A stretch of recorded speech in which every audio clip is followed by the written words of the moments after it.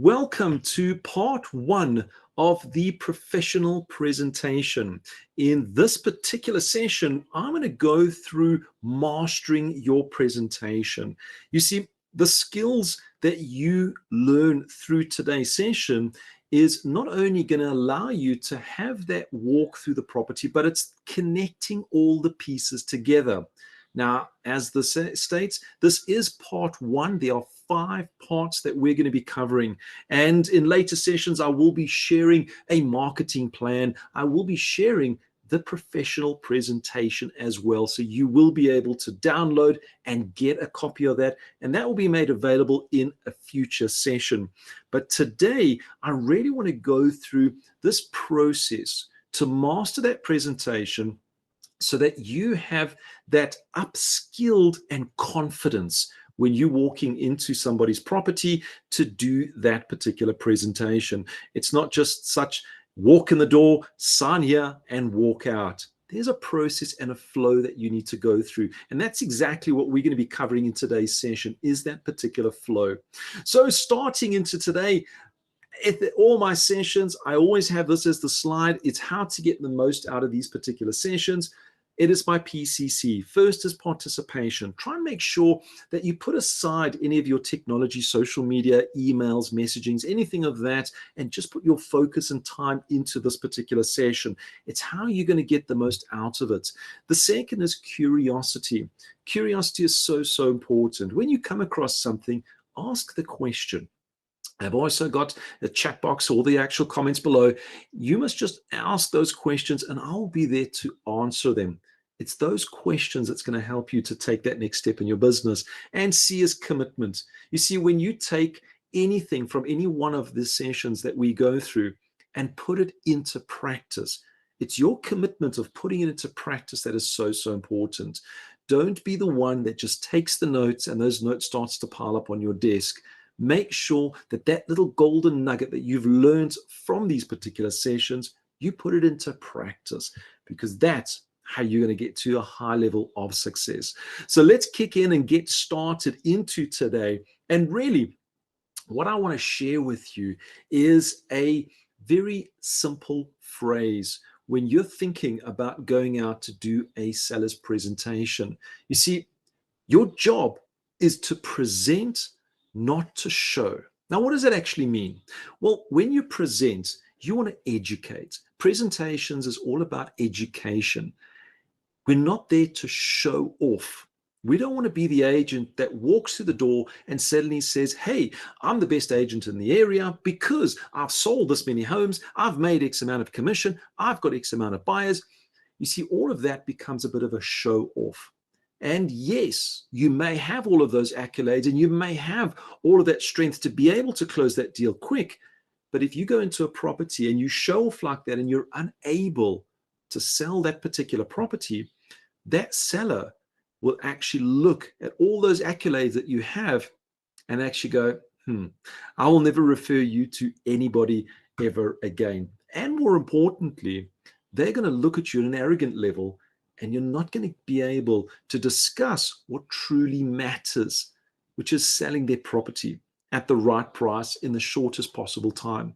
So your job is to present. So when you're walking into a property, you're going in there to present information, to educate your clients. And through that presentation, they are going to make that informed decision to use you as their agent, to list the property at the price that you have actually disclosed and shared with them. So that is exactly how we go through this entire process. So if anything, when you're going into presentations, have that mindset that you're there to present and to educate, not to show off. Now, when we're going into these presentations with our sellers, you've got to have this purpose inside of you.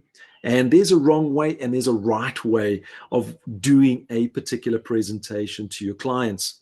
Now, the wrong way is having this mindset that I need to get a mandate. That's it. I'm walking in and I want to get a mandate. I don't care what needs to happen. I want them to sign it on that paper, because ultimately that's an easy sale. You can get anybody to sign that piece of paper. You just offer them more money. I'll sell your house for R1 million more. Of course, they're going to sign it with you.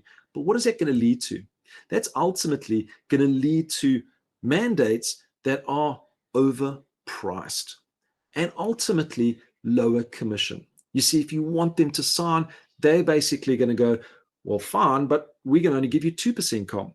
And we want to make sure that we get R1 million extra in our pockets. So it's not about just getting that mandate. If your mindset is just going out to get the mandate, ultimately, you're going to start wondering why you're not making money and you're not selling property. So go through all of your sellers' presentations. Did you have that purpose and drive inside of you just to walk out with the mandate? Because that property is not sold. It's still sitting in your books. So it makes you think about that. So that's the wrong purpose when you're actually going through. The right way, and this is the correct way that you should be doing, is to educate your clients. You need to make sure that when you go and sit down with your clients, you're just going to educate them.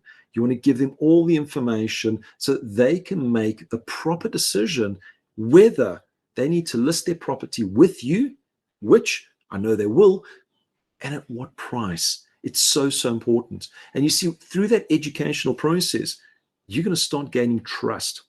People and your sellers will start seeing you in this professional manner. And when they see you as a professional, they start to trust you. And then once the trust has been gained, you're actually going to get that sole mandate that is correctly priced. And you're also going to find that it's going to have a minimum of 3 months. It's going to give you 90 days to allow you to work through that particular property. And the bottom line is, you're going to start earning your full commission because they see you as a professional. So make sure that you're going in not with the idea of just walking out with the mandates. Go in with this heartfelt feeling of education. I'm going to present to you information. I want to educate you on every single area. So that is this purpose when you're actually going through. And I want that mindset to be ingrained in you when you're actually going forward. Now, there is a process that when you walk up to a particular property, there's a process that we go through. And this is a process that I personally followed, and I found it to be extremely, extremely powerful. The first is that very first connection. That's when you're arriving at the property. And I'm going to be going through each one of these in a bit more detail.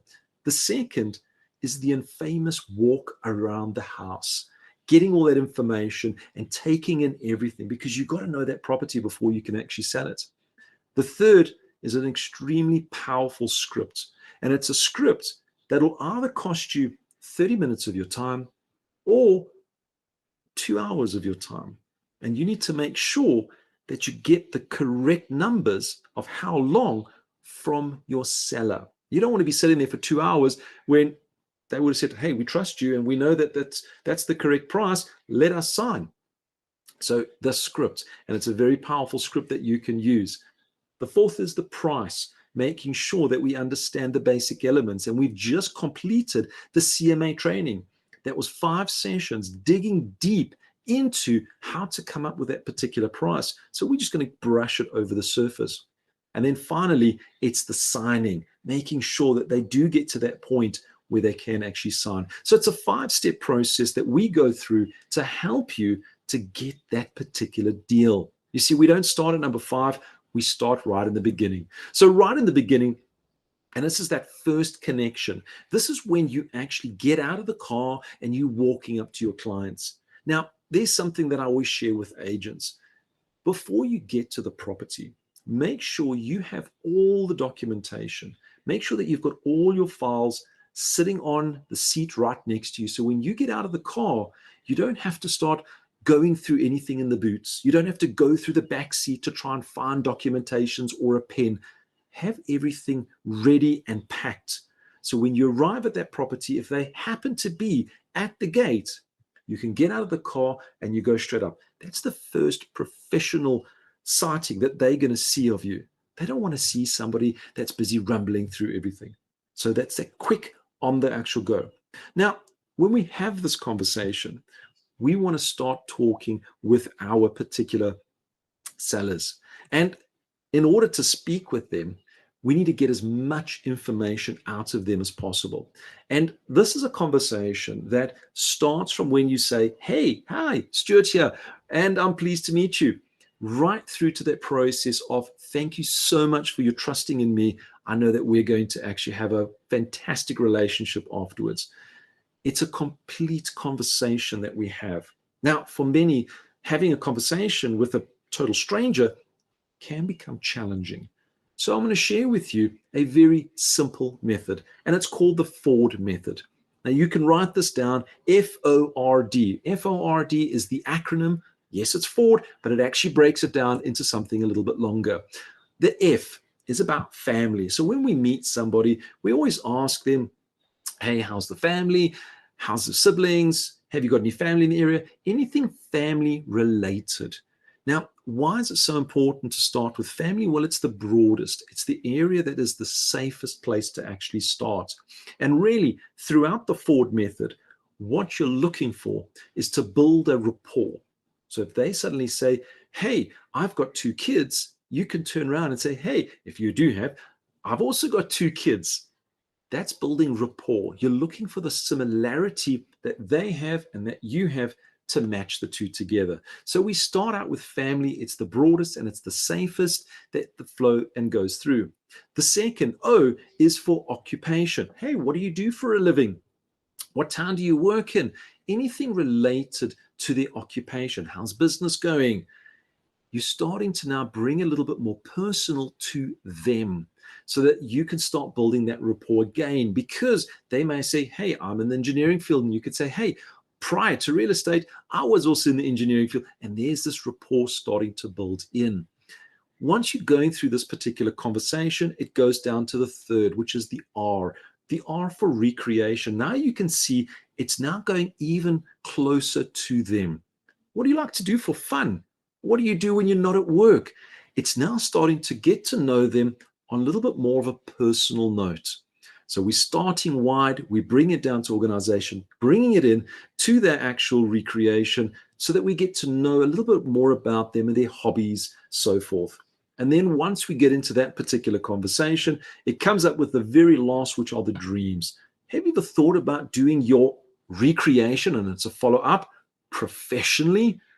And this is a great way to carry on with the conversation. So this first connection, have this Ford method under the belt when you want to get to know that particular seller, getting to know them, not for the reason for selling their homes, but to build a relationship with them. It's so important, and it's very easy for you to go through this particular method.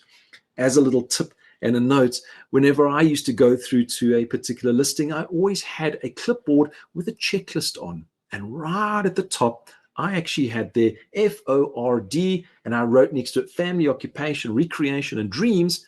And when I was talking to them, I would actually fill in that information, because throughout the process of building that relationship with them, I would refer back to them and say, hey, I remember we had the conversation, and one of your dreams was to become a professional golfer. And we'd have a conversation around that. That's how you build that relationship until it just becomes second nature. Your sellers are going to love you for knowing more about them. So that's the first one, is that connection, is getting to know your particular sellers. It's not jumping straight into business. It's about building relationships. Remember that. The second, it's the walk. And the walk through the property is so important. You can read so much about your clients just by that walk through the actual property. Now, why is it so important? Is you need to make sure that you know the highlights, you know the flow of the property, you know what has been done to the property. You don't want to walk into onto a main bedroom, open up a door saying, and this is the ensuite. Meanwhile, it goes into a walk-in cupboard. So make sure that you open all the doors and you know everything about that particular property, where to go, where not to go, and that whole flow through the property. Now, the right person to take you through this particular walk, in fact, is the wife. The reason behind that is, generally speaking, the husband is all about the price. The wife is all about showing you the best features of the property. They always love to show it. Now, this is not being sexist in any way. This is just from personal experience of going through properties when both husbands and wives are there, I always reach out and I say, hey, do you mind taking me through the property? And they will go through and they'll show you different elements that are highlights of the property. Where the husband, in my personal experience, has always said, hey, and in the lounge, I retiled it and I spent X. In the bedroom, I redid the bedroom and I added on a bathroom and I spent X. There's always that monetary side to it. And I really want to know the features of the property, because it's those features that we sell to our buyers. Now, also, here's a little bit of a note. I want you to remember the flow that they take you on. So from the front door, you say to them, hey, do you mind taking me through the property? And note where they're taking you through. So if they start from the front door and they go straight into the kitchen, it means the kitchen is a highlighted area in that property. And they'll talk about that kitchen. And always ask a question. When did you get the kitchen done? I see this has got a lovely layout. Then they'll take you through to the rest of the properties, the rest of the portions of the property. That particular flow is the same flow that you're going to replicate to your buyers. Why? Because you're trying to match your buyer's personality to your seller's personality. And it's a simple truth. The seller's personality has been in that house for 10 to 15 years. They've loved that house. They're moving because of whatever particular reason. You want to match that to that particular buyer. So that buyer must have that same warm feeling. And if the buyer comes in and loves that kitchen, you know that you got yourself a very good chance of an offer coming your way. So allow them to take you through that flow, and remember that flow and that path through the property. And when you bring buyers, do the exact same thing. And as I mentioned earlier, the husbands, they typically only want to know how much they make. And this is just speaking very generally, but that's exactly what I've experienced throughout the process. Now, when you're taking this walk, remember, you can have that forward method conversation throughout the process. Go into a particular room, ask them a couple of questions, next room, other questions, getting to know them. And the reason for that, that combination of the walk as well as that connection, it gains trust. It brings that together so that they start to trust you through this particular process.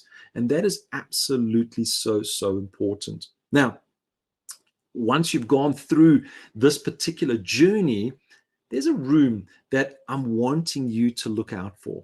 And in business, most of our negotiations is done in a boardroom. So ultimately, we need to find the boardroom of the house. Why? Well, you see, the boardroom takes it to a professional level. And when you're walking through the property, what you're looking for is a place where you can sit down, you can place out all your documentation so that you can educate and share with them. It's very difficult when you're actually standing or sitting on a couch and trying to hand papers across a lounge. So the room that you're actually looking for is, I like to call, the dining room. Now, I know a lot of properties may not have a dining room, but if there is a dining room, use that as your boardroom. It's got a nice surface area, tables, chairs, and you can sit down and you can put all your information right in front of everybody. There are a couple of places where we do not do any negotiations. The first is any place that has alcohol around. So bar counters, it does not work. It means that the seller is in control and you're going to lose out on closing that mandate at a well-priced and the commission. The second area is the lounge. You see, the lounge is their comfort area. It's the area that makes them feel like home. It brings the emotion, because they spend most of their time in the lounge, and it brings that emotion into them. So what happens is when you're sitting in that environment and you're now saying, hey, the price that you want is 300,000 above, we need to bring you down, they're already at emotional state, which means that an emotional state, they're not going to be very forthcoming with signing up. They're also going to be looking at the money that they're going to get out. So they're going to start hammering you on commission. So the two areas, no bar area, so there's no alcohol, and there's no area that's the lounge. You're looking for that dining room table. If they don't have a dining room table, do it in the kitchen area where you can stand and you can lay things out and have that conversation. Those are the two areas where I find the highest level of success in signing on those particular documents. Remain out of any area that has emotions involved or anything around that. So just as a side note, look for that boardroom while you're doing the walk through the house. Now, while you're going through this particular property, you're having a conversation the whole way through. You then suddenly say, hey, we've got the dining room table. Let's sit down here. And you put out all of your documentation. You've had a conversation with them. And you then go into the script. And this is where it's going to save you a lot of time as well as your sellers. You see, this particular script that I'm going to share with you is a script that is so powerful that it's going to save you the time. It's also going to make sure that you know exactly what price you're going to list at. And here's the actual script itself. Is there anything but the price that is preventing you from signing a mandate now? Now, bearing in mind, you said, Stuart, we want to basically don't have the mindset of doing a mandate, just getting a mandate. No, but we start with this because ultimately they may already know your reputation. They may already know how you do the marketing. They may already know that you've got a big buyer's book. They're interested in the price. And remember, it's not about just going straight into the mandate and filling in a price. It's about getting them to say, hey, I want to educate you on the price. So we want to find out, is there anything but the price that's preventing you from signing the mandate? Now, they might say, well, yes, we'd like to know a little bit more about how you market the property. You'll go through that whole marketing process. Once you finish that, you say, right, is there anything but the price that's preventing you from signing the mandate now? And they'll say, yeah, well, we'd like to know about show days. We'd like to know about commission. We'd like to know all of these. You must make sure that all of that's covered. And then, is there anything but the price that's preventing you signing the mandate? And this question or the script, you will repeat it over and over and over until it becomes so ingrained. Because when you've asked that particular question, it's going to come up with a direction. And the direction is straightforward. Is there anything but the price? No, there's nothing. You go straight into a CMA presentation. Remember, when we're talking about the price in CMA and we've concluded at that price and they're in agreement, you go straight into signing that mandate. There is no gap. If you go through the CMA and they go, yeah, but we'd like to know how you're going to market the property, you take it all the way back. You say, fantastic, I will explain our marketing process. Is there anything but the price that's preventing you from signing the mandate now? No, fantastic. You go into, so as we discussed, a quick CMA presentation, just to recap, to make sure that pricing is top of mind, and then you go straight into getting that mandate signed. No discussion between discussing price and getting that mandate signed. There is nothing in between. As soon as something is brought up, you need to refresh and go back to that. If they come back and say, is there anything but the price that's preventing you from signing the mandate? Now they say, yes. You then go into a full presentation. And this is the presentation that I'm going to be sharing with you that covers everything to educate them on who you are, what you offer, and really going through this entire process. So this particular script has these two answers that helps you to go which direction. A full presentation could take you roughly 2 hours, whereas CMA and getting signed could probably take you about 20 to 30 minutes. So that's where you can see you can save yourself a lot of time, but also you're saving your seller the time as well.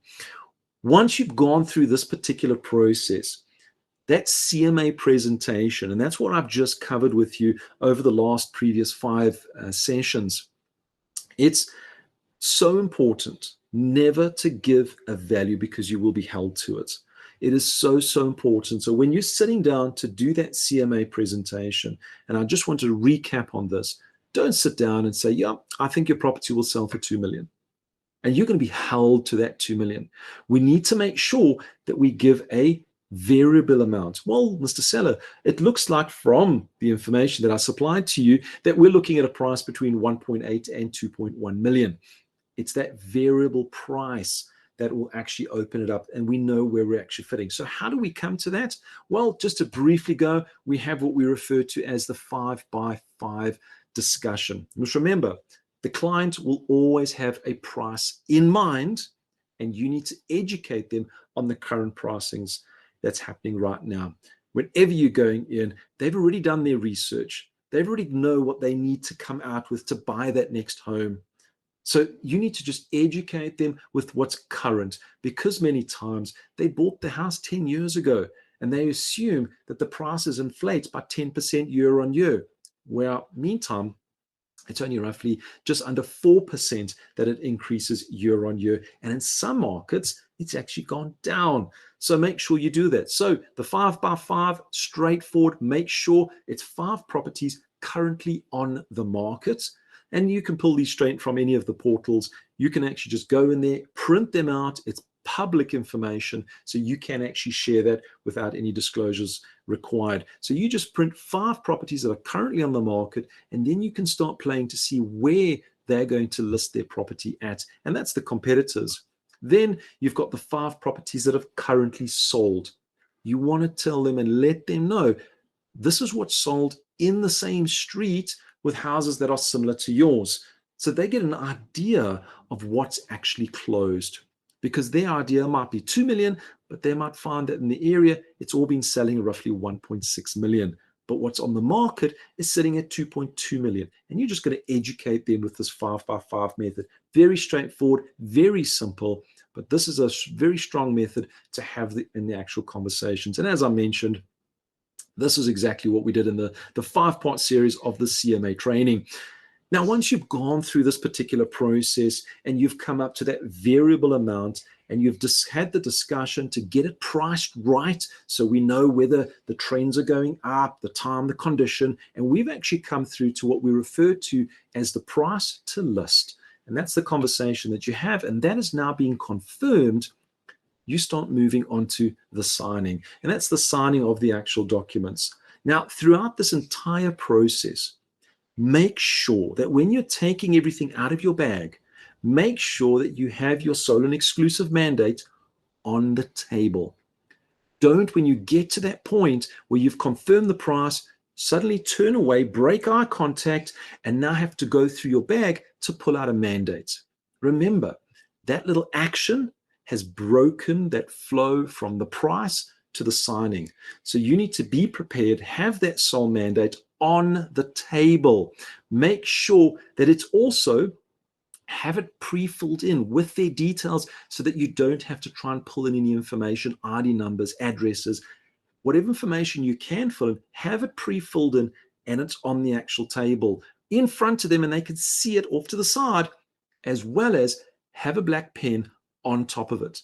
So when you're actually getting to the actual property and you're sitting down at the boardroom, that dining room table, and you're pulling everything out, you've got your presentations, you take out that mandate, you put it on the table, you put a pen on top of it, and then you carry on having that discussion. And remember, this is probably the most important, because I know real estate agents love to talk. And the amount of times that a real estate agent talks themselves out of a mandate and loses it, you need to do something so important. When the pricing has been confirmed and that mandate is in front, you stop talking and you get signatures. Don't start adding anything social. Sit there and say, right, we've confirmed, so we're going to list it at 1750. You take the pen, you write 1750, you turn the paper around, you move it straight up to them, and you get them to sign the actual documents, and you don't talk. It's that little time where you start to talk where they suddenly start going, you know what, maybe, and that's when everything falls apart. So make sure that once you've got to that price, you get that mandate, the price is inside, it's slid in front of them, get them to sign. It is a strong sales technique to stop talking and allow them to sign that documentation. Then you say, thank you very much. You take that mandate with your documents, you put it in your bag, then you can be sociable. You can then talk, what are the next steps that are actually going to go forward? And that is how you actually do this full presentation right from the beginning as you go through. Now, I've just gone through this particular process, and there are a couple of little elements in the future sessions that we're going to cover. And in the next session, and I'm giving you a bit of a highlight, I'm going to be talking about open mandates, because there are so many times where you sit in front of a seller and they say, I'm not going to be working with one agent. And that's generally because they've had a bad experience with a bad agent. I'm going to open it out. So in my next session, I'm actually going to go through the open mandate, and I'm going to give you all the information required to convert an open mandate presentation into a soul mandate presentation. There's a number of tools that you can actually get, and that will be shared in our next session. So I want to thank everybody for coming on to this particular session.